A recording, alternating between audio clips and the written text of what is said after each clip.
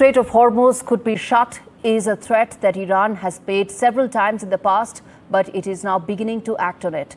And with that threat, that prospect, Asian markets plunged while oil prices also briefly hit 5-month highs amidst concerns of disruptions to energy markets after that threat came in from Tehran. It is still yet to be stamped by its senior-most Security Council, but if that actually happens, it could have devastating consequences for the global trade and global shipping lines. An output of about 3.3 million barrels per day actually travels through this route. The reason for that is Iran is the world's 9th biggest oil-producing country, and it exports almost half of that amount, keeping the rest for domestic consumption. And if Tehran does decide to retaliate, observers say one of the options of closing the Strait of Hormuz could mean that a fifth of global oil output would immediately stand to be impacted. A final decision, as I said, is yet to be taken, but both markets and price and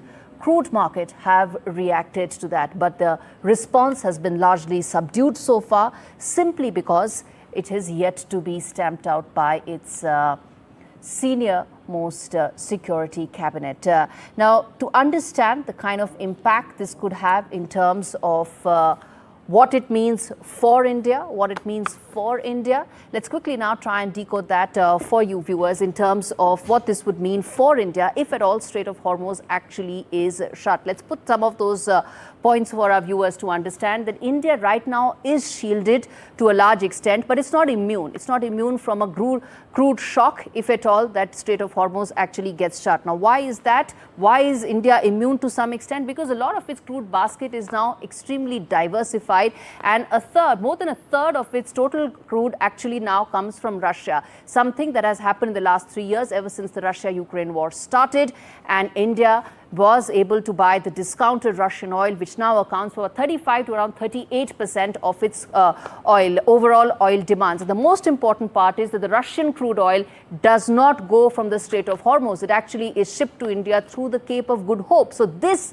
35 to 38% of India's crude remains intact. There will not be a direct impact if the Strait of Hormuz shuts, because this is through the Russian oil. Now, the LNG imports of India will be impacted because that is something we still have a large dependence, not from Russia, but from some of the other big players in the region, that is Qatar as well as UAE, and along with America. These are the 3 big LNG exporters for India, and this will be impacted because this is supplied through the Strait of Hormuz, and that will have an impact on the overall India finances. India's sovereign finances will be impacted if the Strait of Hormuz is actually shut. As I said, we are shielded to a large extent, but we are not immune, because if it impacts everyone, we will also be impacted, and that will have a cascading impact on our overall finances. And given the fact that India is the world's 2nd largest crude importer, it will have an impact on our currency and overall finances as well. But as of now,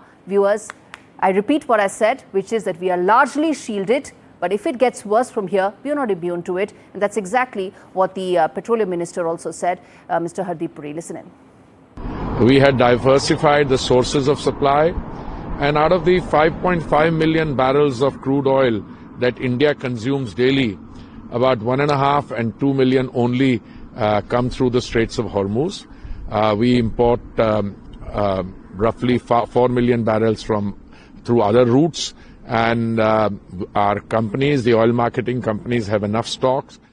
We are in touch with all possible actors in this, the supply routes, etc. And I believe that there is no cause for any alarm on this score.